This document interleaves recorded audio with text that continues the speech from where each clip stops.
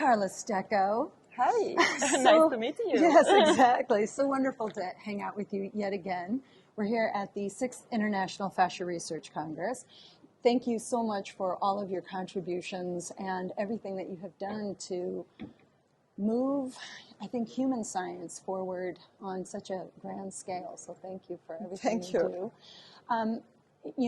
I've of course followed you for many years now, and last year I shared this story to a lot of my students is when you presented a discussion on a new cell that you discovered in fascia, that it's not just the fibroblasts producing collagen and hyaluronin, but a new cell you're calling a fasciacyte. Fasciacyte, exactly. So I guess the first question is, on a grand scale, why is fascia so important that we would even have 6 International Fascia Research Congresses? Why all of a sudden is fascia such a thing? Because it's the element that permits us to see the body in continuity, and is the element that support and connect the different parts of our body. And I think that is the key concept about fascia, because it permits to understand why the pain of a people move through the body, why we need to take care of a person in a very global way. And without fascia, we see the body just as different pieces. Right. But we demonstrate, and now it's clear that it's not possible to consider us just with pieces. Well, and I guess that's how we learn, though, right, is that we cut stuff up. That's what anatomy is, right, to cut stuff up to get to the good stuff. And so for all these years, we've been taking this most abundant material in the body and chucking it in the bucket to look at those things. And now that we are looking at the body in a more global way with biotensegrity, and even what Peter Friedel talked about today, which is so monumental about cancer, and me trying to ask this question about fascia being a fluid system. I'm sorry, I just want to make sure it was recording us. Yes, it's just my saver. If fascia is a fluid-based matrix, and this concept of fluid flow, to me it seems very important that if you asked anybody here what's the most important thing to do every day to keep yourself healthy is what? Movement, right? To move. So isn't moving fluid flow in fascia a compelling concept of where the research needs to now go if clinicians, how are we going to bridge the gap between the scientific field and the clinician field? That is a very huge question. I need to underline that fascia has a double component, the fluid and the fibrous. And we need to always to move between the fluid and the fibrotic component. And they need different training, different movement, and they have a different role. So is the equilibrium between the two elements that maintain our body healthy. Yeah. And consequently is not only a fluid condition, but we have also the roof, as Peter today showed, so that guide the fluid and keep the fluid in that precise organization. And consequently, we need, I think that is it is a key concept that we can mix the idea of Langevin, that the gentle stretch can align better the fibrotic component and consequently to guide the fluid in the proper way. At the contrary, if we consider just the fluid in a three-dimensional way, it's Peter that is right, and we have not to squish and to work to perfuse that, yes. Because otherwise we have a problem with the cancer cell. So is to maintain the correct organization, the correct architecture of fascia that permit us to be healthy. And consequently, we need to work in the fibrotic component and in the fluid component. Yeah, so if fascia then, I mean, I think this is a big concept here, is this notion of biotensegrity and how we describe fascia as a tension compression management system, right? So the aspect of fascia to be able to resist distortion when stress is applied, as well as move and be adaptable so that fluid can move, and also so that fluid and the collagen can bind, because that's what makes collagen so, to have its tensile strength, is that it's not just fibers, it is the fluids and the fibers, just like how you're saying, together managing our tension compression behavior, because that's what movement is, right? Is it not? Is movement is a process, a series of tension and compression. And maybe what's happening also, I'd like to say, in this human experience for many people, is that we're very sedentary, we're not moving. And this is why so many people have so many common aches and pains and joint issues, is just the simple fact that we're not moving. Yeah. Surely the movement is a key element to maintain our body healthy. We need to understand how we need to move, because the fluid component and the fibrotic component answer to the movement in different way. And it's not the same training, I think. We need to be very precise about what is our aim, what we want to do, and we need to move consequently. So I think that more I study fascia, more I think that it's a very complex organ. And we need to clearly understand what is the aim of our movement. We want to reinforce the connection. We need to work more in the fibrotic component along a precise line. We want to work more in the fluid component. We need to work more in a dynamic way, in a multidirectional way. So the two elements need different training, and we need to learn how to mix to have the best fascia as possible. Is there anything currently, because the Fascia Congress started in 2007, I mean, really, even before that, all of the conversations, and your father and your family have brought so much to light about the body. What do you feel is not only new about what most people, if you said the one thing most people don't know about fascia is, or maybe it's the three most important things that we want to perhaps consider about fascia are? How would you answer that? At the beginning, the fascia were just a fibrotic layer that covered the muscle. Now we know that is very well innerved, and consequently, and the different fascia have a different type of innervation, autonomic, sensitive innervation, and the fascia has a vascularization, and consequently can have ischemic process, inflammatory process. The fascia has a different cell, also cell of the immunitary system, that can again play a role in the inflammation. The fascia has a different receptor for the hormones, for many different input that can affect and change the fascial tissue. So all that knowledge for me is really important to understand my patient, because it's not just a mechanical structure that answers to some mechanical input, but is much more complex. And that is what we have discovered in the last 10 years.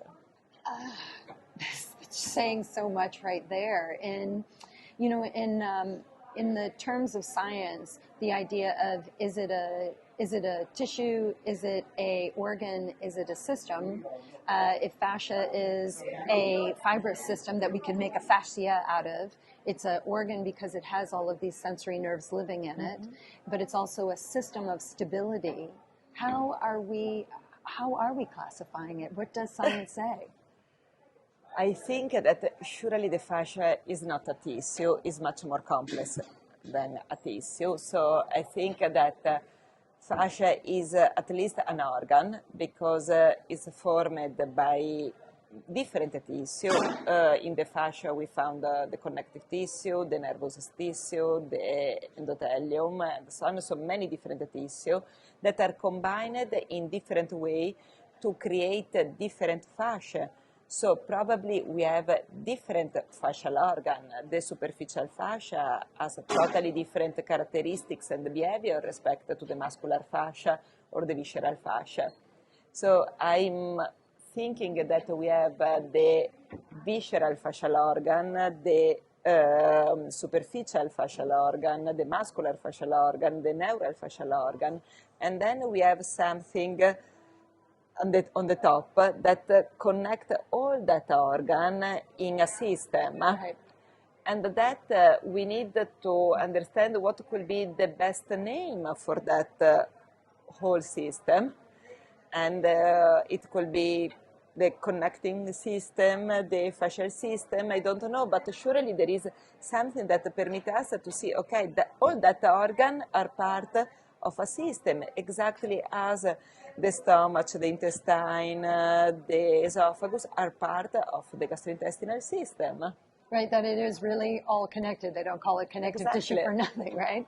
So if we talk about fascia as it relates to overall health and how our immune system works, if we are, and I'm going to be existential here, a spirit occupying a body and utilizing a mind to have a human experience, we are contained in skin, and if fascia is a stability system of our body, meaning that it's going to help to stabilize every aspect and other system of the body, our lymphatic system, our bone system, our organ system. How does it relate to just overall health and well-being, the health of our fascial system? I'm sorry, but I have not understood the question. How does fascia, how can we define fascia as a system of stability in that, how does fascia relate to our overall health and well-being? For longevity, because you were talking about aging, right? Your lecture was about aging. So fascia is what gives us our wrinkles, right? It makes us shrink. No one complains about getting taller as we get older. So how does fascia relate to longevity?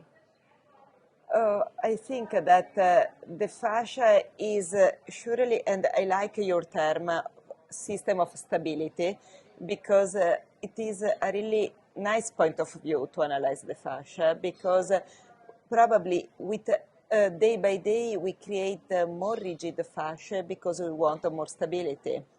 But at the same time that reduce our ability to move, our flexibility, our ability to have to learn a new movement. So because we can't have everything. So if we have too much stability, we lose ability, range of motion, we lose. And is that rigidity or stability? Because when I think stability, I think that on all levels, emotional, chemical, neurological, psychological, when things have balance is what I mean. When things are moving with ease and efficiency, to me that's stability. Whereas rigidity, if my tissue gets too stiff, now I can't move, I become not pliable. But from an histological point of view, if I want a stable fascia, one of the mechanisms is to improve the collagen fiber type 1, and that creates also rigidity. Mm-hmm. So I think that is a key point in the training, because the best way to age well is to have a stable body without rigidity. Yeah. But it's not so easy, because every time you train to improve the stability, it's pretty easy to move also in the rigidity. So it's a very fair equilibrium, that point. Yes, it becomes, right, there is a midline between being too flexible or too stiff. Exactly. But also that, I think that again is even about our emotional state, right? Is that when we can balance ourselves back and come to a midline, that's really the ultimate goal. Yes, and remember that above all inside the superficial fascia, we have a huge amount of autonomic nerve fiber. And consequently, all the emotional element can strongly affect our superficial fascia above all, more than the deep fascia. Yes. And that in the superficial fascia, we have a lot of myofibroblast, a lot of vessel, a lot of immunitary cell, and all that element can change our fascia, and that will be due to our emotional input and not of the... Yeah, I mean, in Mel, what we do is we combine mindful meditation and breath work and these very soft compression techniques to get people to just sense and feel their bodies, to not feel pain, because I think that's it. If people see my roller and they're like, oh, it's foam rolling, I say, we don't really roll very much. It really becomes about becoming aware, to sense your body. And I believe if you give people permission to go into their body and sense what they feel, in fact, it's a big ask, but in that becomes an adaptation in the superficial aspects of fascia. That's, I mean, my fascination is really thinking of superficial fascia more like a sponge, because it, exactly. Right, it has more of the fluid juice to it. And I think we don't talk enough about superficial fascia, to the point where they want to call it adipocyte, but no, Gil has demonstrated, right? It's a honeycomb system, right? Yeah, and during this Congress, my colleague Lucia Petrelli have demonstrated our last research about the superficial fascia. And we demonstrate as inside the superficial fascia, we have almost 30, the superficial fascia is the most innerved fascia that we have in our body, more than the deep fascia. The majority, or a very huge amount of that nerve, are autonomic nerve fiber, because they are positive to the tyrosine hydroxylase antibody. We show that there is a huge network of vessels.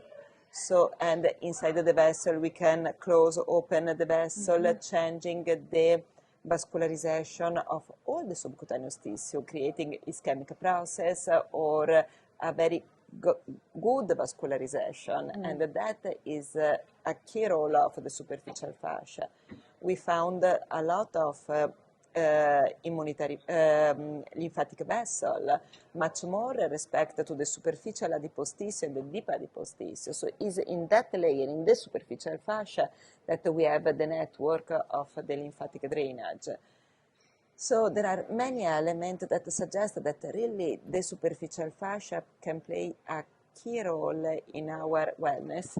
And consequently, I think that your method can really work to improve the situation, the health condition of the superficial fascia. That's it. That, I think, is a great concept in general. So, Carla, I've asked everybody this. If you had to tell anyone your belief in helping yourself live a more abundant and healthy life, the one thing you should do every day is what?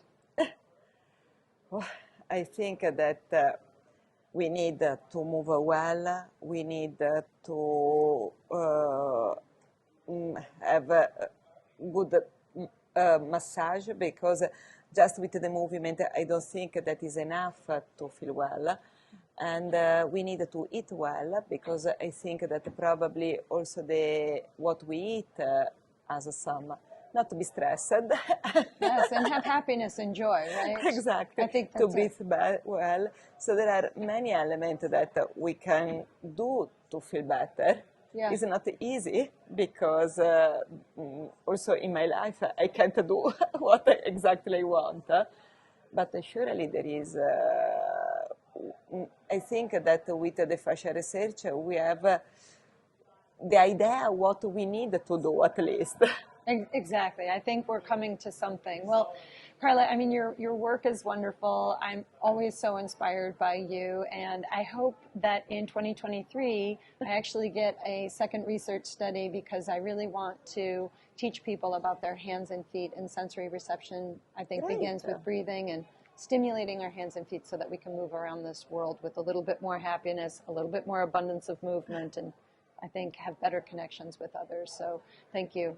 I'm so grateful to be a part of the fascial community and the Fascia Research Society. Thank you to you for your work. Thank you. Thank you to everybody.